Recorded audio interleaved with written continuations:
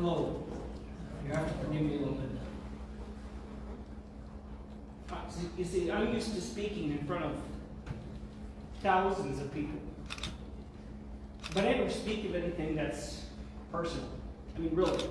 Who cares about what your liability limit should be on your auto insurance or the importance of being a proper fiduciary?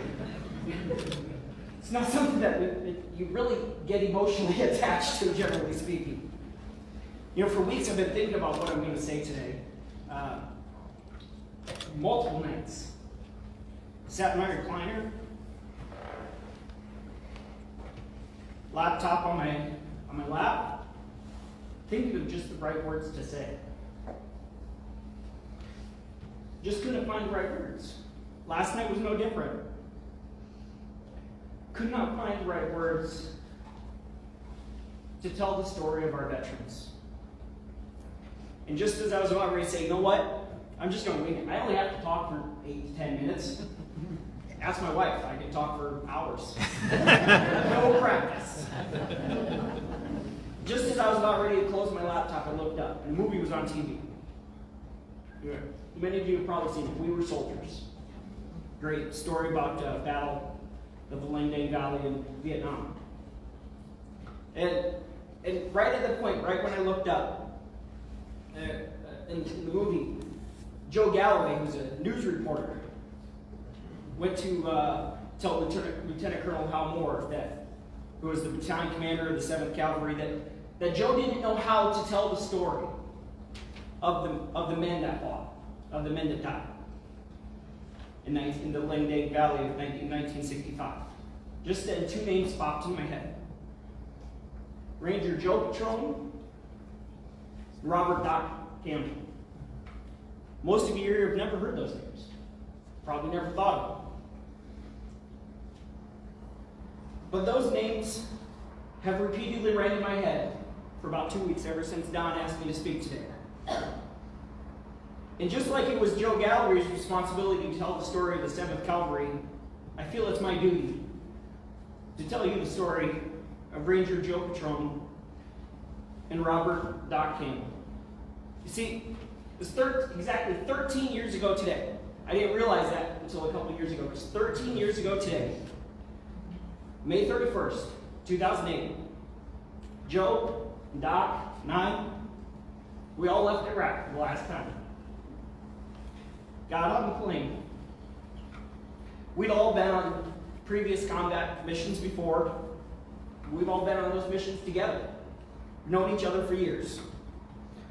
You know, none of us knew that this would be the last one. Well, Joe did.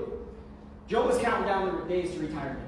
You'd see Joe in the morning and you'd say, "Hey, Joe, how's it going?" 2,763 more days until I retire. Then it was only about 40 days. But when I met Joe, it was something crazy like 2,000 or something.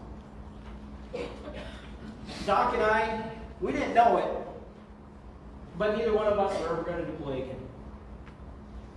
Over the years, I've grown a relationship with these guys. You do that when you serve in, quite honestly, the worst place on earth together. Joe had taught me what it meant to be a leader. He was hard as nails, and he demanded perfection from his men. Because he knew that anything less than perfection meant that somebody could die. But after the mission, he was the most compassionate man I'd ever met. He would always go around every one of his soldiers, every soldier that was on the mission. Joe would go around and just check in on them. Not right after, maybe let him have some downtime, but he'd check in on them just to make sure that they were okay. Well, then you come to Doc. Doc was just one of those guys that no matter how crappy the day was, he could always make you laugh. There's one day in particular, I'll never forget it. March 23rd, 2008. It was Easter Sunday here. Our base had come under repeated heavy rock attacks from rockets and mortars. Somewhere between 80 and 100 rockets and mortars hit our fairly small base within a couple of hours. You know, in between the volleys, we still had work to do. We didn't get times off. But later in the day, I was in the shower, cleaning up for the day. We thought we was all gone. But all of a sudden, the alarm started going off. When the alarms go off, when the incoming rockets, you don't really think, like, hold on, I need to put on some clothes real quick. So I was in the shower, grabbed my towel, started making my way to the bunker. On my way to the bunker, for some reason, I thought it was a good idea to try to catch a piece of shrapnel with my leg. I'm going to tell you, it wasn't. It hurt. But I finally made it to the bunker, dressed in only my towel and bleeding. Doc turned to me and said, I'm going to fix you up, but next time I see you, you better have pants on. May 31st, 2008. The three of us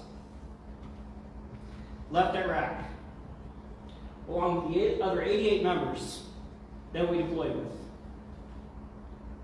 Our company lost no one. We were lucky.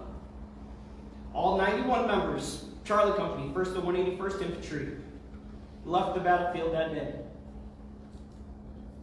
We left the battlefield, but for many of us, the battlefield never left us.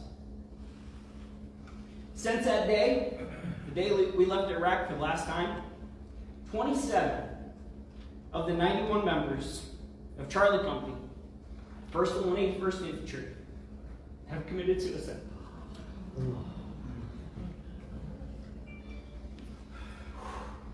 Sorry. Staff Sergeant Chris Delano, Command Sergeant Major Marty Whitweiler, Specialist Luke Magnet, Sergeant First Class Robert Doc Campbell, Master Sergeant Ranger Joe Patron. Just to name a few. These men are not alone.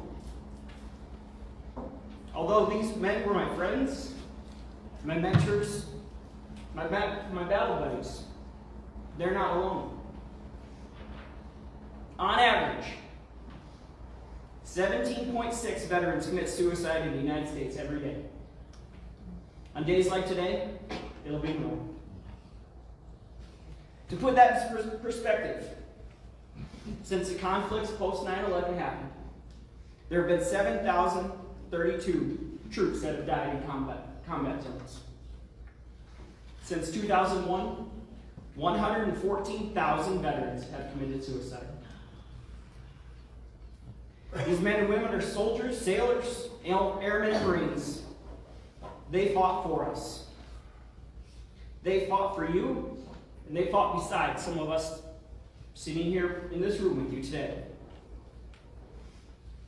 As for the remaining members of Charlie Company, 1st and 181st Infantry, after so many losses to suicide, we've bound together in hopes we do not suffer any more of these losses. Just in the past year, and my wife can attest to this, I personally received phone calls at 11 o'clock at night, midnight, 1 o'clock in the morning, from some of my battle buddies, just needing to talk. Not all veterans are as lucky as the remaining 64 members of Charlie Company. Many veterans do not have such a band of brothers. Many veterans do not have someone to lean on. Many veterans feel alone, fighting their own battles on their last battlefield. If one of these such veterans reaches up to me, or even you, please know that many times they're not looking for someone to fix them. They just need somebody to listen. Something as simple as listening to them and letting them know that you care could save their lives. You could save the life of a hero just by listening. Thank you.